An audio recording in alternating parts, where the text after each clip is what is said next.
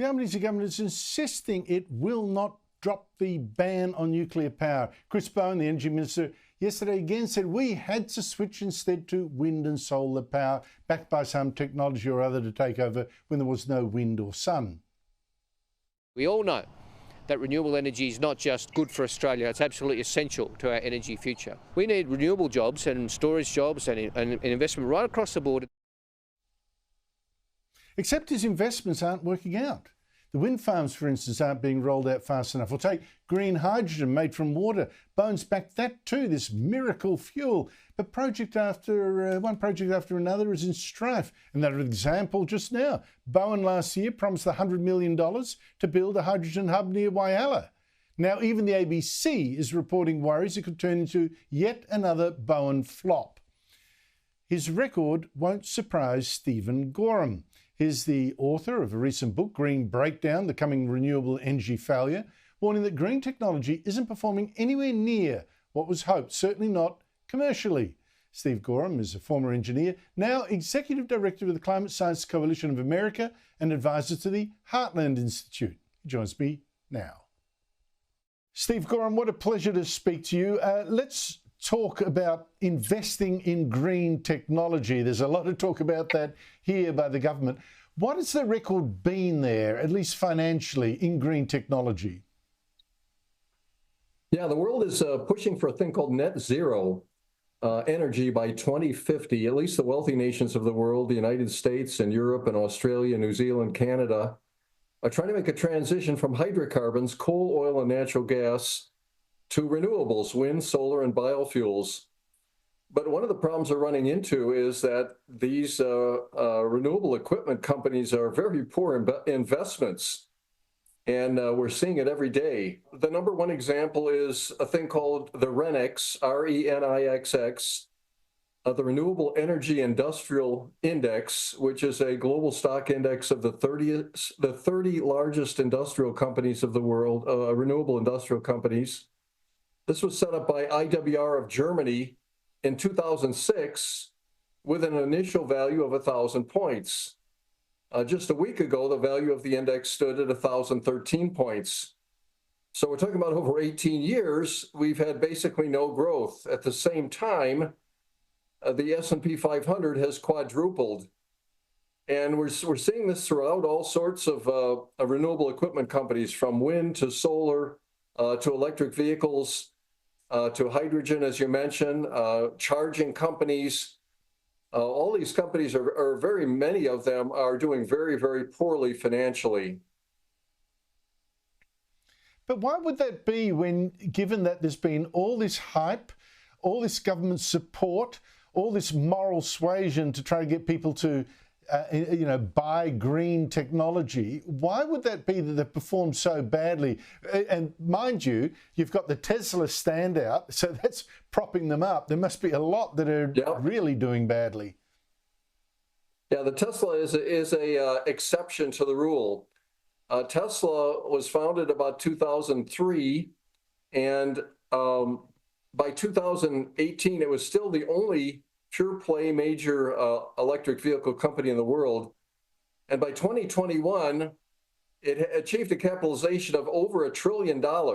It was worth as much as the next 6 auto manufacturers combined. But to give you a comparison, in the United States since 2019, there have been 31 companies that did initial public offerings, went public, 31 electric vehicle companies. And only one of those today has a stock price that's higher than the initial public offering. The other 30 are down. 6 of those companies are bankrupt. And so it's just been a very, very poor investment for financial or anybody interested in making money in the market. We're also told here, I don't know, it's ad nauseum, that wind and solar are the cheapest form of new energy. Is that actually true? Yeah. No, it isn't. Those are the headlines. It is true that the generating cost of wind and solar has come down over the last decade throughout the world, and it's approaching the cost of natural gas. But that's only part of the cost of generating electricity. And wherever wind and solar have put in, you see that the cost of electricity has been rising. One of those, for example, is Australia. The nation of Australia pursued an aggressive wind and solar build out between 2000 and 2021, and it's still going. And I think it's up to about a little over 30% of your electricity last year. But at the same time, way back in the year 2000, Australia's electricity prices were amongst the lowest in the world. And in the last 20 years, they've risen to be amongst the most expensive. And another example is Europe. I have a chart that I like to plot that shows the wind and solar capacity of a nation on the vertical axis and the residential electricity price on the horizontal axis.